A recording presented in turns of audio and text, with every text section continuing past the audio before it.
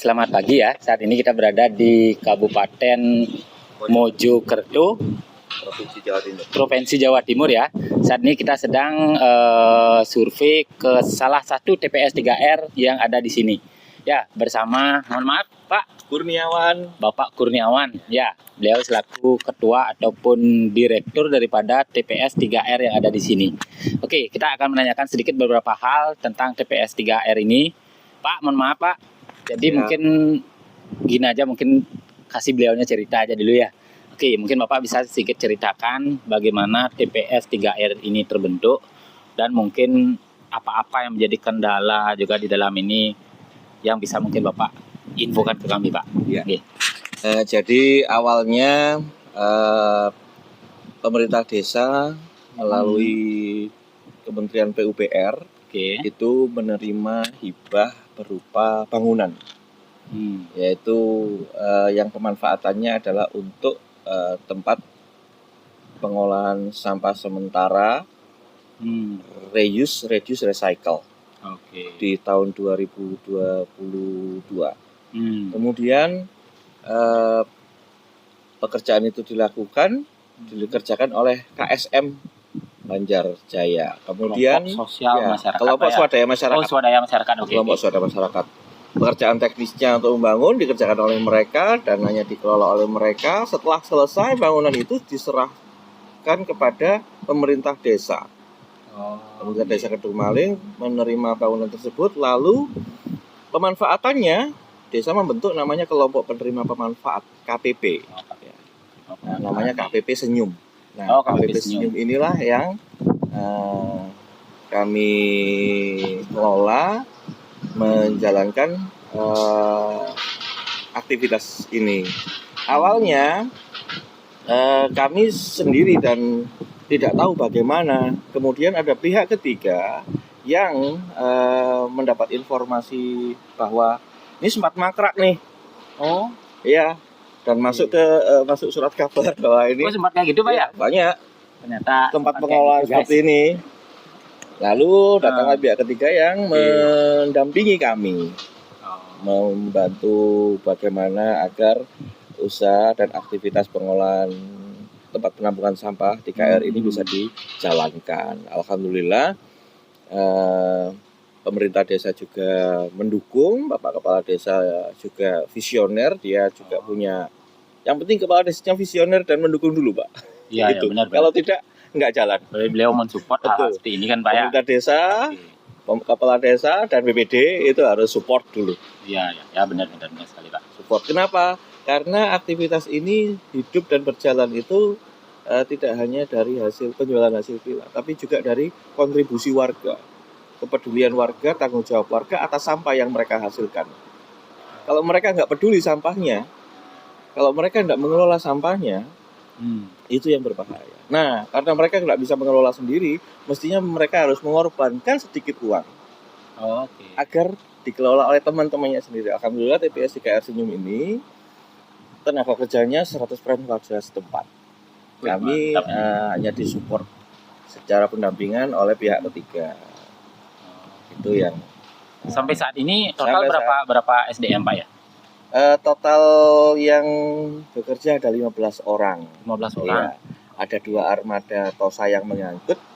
Di 4 ini sebagai transporter. Yang lainnya sebagai tenaga pemilah dan packing. Selain itu juga ada warga yang secara swadaya mengelola menjadi transporter. Contohnya dari perumahan-perumahan ini ke gerobak-gerobak ini dari perumahan. Oh, jadi mereka yang langsung membawa ke sini Pak ya? Mereka membawa sini, mereka membayar kepada teman-temannya agar tolong ini dikelola. Jadi itu. Jadi kalau TPS 3R ingin survive, warga harus mendukung. Mendukung dengan apa? Kalau mestinya kan mereka sendiri yang harus memilah. Kalau mereka nggak punya waktu, nggak punya kemampuan, ya teman-temannya ini tolong dibayarin gitu lewat iuran. Tapi sebenarnya yang jadi garda utama sekali memang di tingkat rumah tangga berarti Pak ya? Seharusnya utamanya itu ya? Seharusnya iya. Jadi sebenarnya sampah itu tidak boleh dibuang di luar Pak.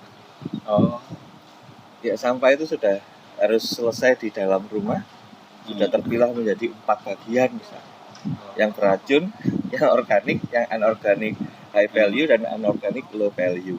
Gitu. Tapi kan nggak ada rumah tangga yang mau begitu, Pak. Ya, semua Jarang. sudah kekurangan waktu. Nah, lah. kalau mereka kurang waktu, lebihin duitnya. Oh iya. Gitu. Oke, Lebihin oke, duitnya. oke. Ini kalau boleh tahu ukuran daripada TPS 3R yang ada di sini berapa, Pak? Standar dari Kementerian PUPR itu 10 kali 15 meter. Oh, itu standar dari ini berarti ya PUPR-nya ya? Iya. Oke. Nah, berapa kakak sekarang, Pak? Kita kan kalau menyasar kakak nih. Kalau yang saat ini berdomisili di desa ini ada 2.000. 2.000 Tapi yang kakak. partisipasi baru 530. 2.500. Ya, kami perlu menyadarkan 1.500 yang lainnya. Berarti sisa itu gimana sekarang, Pak ya? Pengolahan mereka, sampahnya mereka, Pak ya? Ini yang membuat perbedaan antara daerah urban perkotaan dengan desa. Kalau perkotaan mau nggak mau mereka harus ikut. Tapi kalau desa masih punya banyak tanah untuk bisa digali untuk dibuang sampahnya di sana. Itu. Ya, berarti itu tantangan. Iya, tantangannya di sana. Nah, pemerintah desa ini gardanya, garda terdepannya pemerintah desa BPD untuk membuat warga makin sadar bahwa ya mereka tinggal di sini bukan milik mereka tapi warisan kepada anak cucu nih. Ya, benar. Anda mau mewariskan sampah atau mewariskan lingkungan yang bersih nih, kan gitu, Pak. Mereka tidak merasakan dampaknya sekarang ketika membuang sampahnya di belakang atau di di tanah galian yang kemudian mereka gali untuk buang sampah. Mereka nggak terdampak hari ini, tapi anak cucunya 20 tahun, 30 tahun yang akan datang itu mestinya kesadaran yang harus ditumbuhkan. Dan itu memang tidak bisa instan, perlu dibuktikan. Nah, buktinya itu baru 20 tahun yang akan datang, gimana? Iya, benar, Pak. Sementara umur manusia. Berarti waktu yang akan menjawab, Pak ya? Waktu ya, buktinya sudah bisa dirasakan, Pak. Kita lihat 20 tahun yang lalu perilaku orang tua kita bagaimana? Perilaku orang tua kita, nenek moyang kita itu kan sudah bagus dulu. Ya. Kita yang hari ini menikmati kebagusan mereka sebetulnya. Ya, sekarang kita yang merusaknya. Oh ya Pak, kalau boleh tahu ini, nah kendala Bapak dalam mengelola ini apa yang paling signifikan ya? Yang paling Bapak highlight dalam hal ini Pak ya? Iya, 3 sebetulnya. Yang pertama ya kesadaran warga tadi. Oke. Yang kedua adalah dukungan dari pemerintah daerah. Pemerintah daerah sebetulnya sudah cukup banyak regulasi, tapi kami berharap ada hal yang terwujud karena terus terang TPS 3R ini tidak memiliki tugas untuk menyelesaikan residu sampah, bukan tugas TPS 3R, itu tugas dari Dinas Lingkungan Hidup, Kementerian Lingkungan Hidup. Untuk residunya Pak ya? Residu. Okay. Kami tidak punya kemampuan. Iya. Kami tidak punya kemampuan. Selain tidak punya kemampuan, hanya dengan ruang 10 kali 15 mana bisa, tidak mungkin. Itu dukungan dari pemerintah daerah, baik pemerintah daerah kabupaten maupun provinsi. Pemerintah desa sudah cukup. Mereka punya kemampuan seperti apa? Keterbatasan anggaran, gitu kan? Keterbatasan lahan, Kalau kabupaten dan provinsi kan punya power yang lebih gede, duit yang lebih banyak, gitu kan? Mestinya itu juga menurut kami. Yang ketiga, warga yang memang punya keterampilan itu jarang mau untuk bekerja di dunia begini. Cuman alhamdulillah di sini teman-teman termotivasi sendiri karena mereka ya berpikir tidak untuk hari ini tapi untuk generasi mereka. Kalau di hal yang berat itu pengelolaan residu ini bukan tanggung jawab TPS 3R. Itu sih.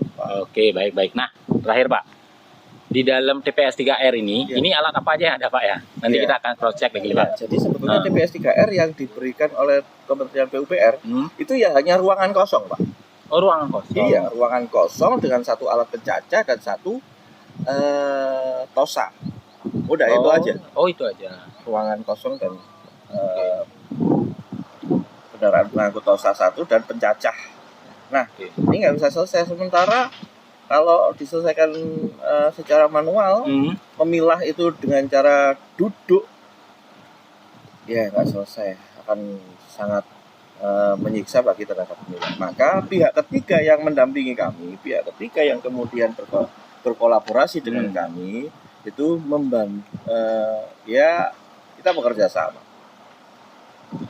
kerjasamanya dengan bagi untung gitu kan, bukan bagi rugi, Pak. Bagi untung. Bagi untung. Nanti mesin yang mereka datangkan, mereka setting dan mereka desain untuk kita pergunakan itu ada dua mesin utama. Yang pertama adalah conveyor. Conveyor ini sangat membantu dalam proses memilah dan mengantarkan sampah. Jadi mempercepat, Pak. Karena bekerja hanya 8 jam. Kalau duduk, waduh, sudah efektif bisa hanya 2 jam, 3 jam. Tapi dengan adanya conveyor, kemudian ada satu mesin yang sangat ya menurut kami ini membantu, yaitu memilah antara yang organik dan anorganik. Ini yang membuat pekerjaan ini bisa 8 jam itu efektif. Ya? Efektif jadinya ya. Apa lihat sendiri hasil pilah kami. Ya. Berarti ada conveyor sama mesin pemilah. Gibrik dari dia. Oke. Judulnya di sini gibrik. Dia memilah antara organik dan anorganik. Gitu. Memisahkan. Memisahkan. Karena kalau dipisah secara manual nggak mungkin. Susah sampah seperti ini. Bapak memilih mana organiknya? Secara manual gitu ya. Jadi mesin itu secara otomatis sudah memilah yang namanya mana sampah, mana organik, mana anorganik. Nanti yang anorganik akan diantarkan keluar ke conveyor, mestinya itu yang jadi residu, itu tanggung jawab DLHK. Nah, yang organik bisa kita manfaatkan untuk puruk, media tanam, atau bahan kompos. Mumpung Pak Bang itu, mohon maaf saya potong Pak. Ya. Berarti yang organik yang sudah sekarang dicacah segala macam ini didistribusikan kemana Pak? Kalau saat ini teman-teman masih ya yang mau saja silakan diambil. Gitu? Iya. Gratis Pak? Gratis nih, gratis. Ya, gratis Pak. Oke. Untuk media tanam, karena kebetulan di Desa Kedungwaling ini ada kelompok kelompok PKK menanam anggur. Nah, itu itu baik secara media tanam di polybag. Oke.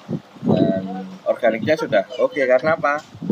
Ya, lalat doyan di situ gitu. Kalau lalat doyan itu kan artinya jauh dari kimia. Teori lagi satu ini. Kalau ada lalat berarti aman. Aman. Kalau ada lalat jangan dijauhi, karena dia itu makhluk yang paling tahan dengan racun, dan dia masih ada di situ ternyata. Ya. Kalau sampai dia nggak tahan berarti udah amat sangat keterlaluan berarti ya. Betul. Oke. Ya Pak, terima kasih banyak ya. Sama-sama. Oke teman-teman, setelah ini kita akan langsung lihat ke dalam bagaimana mesin yang ada di dalam dan bagaimana secara pengoperasiannya. Yuk, terima kasih Pak ya.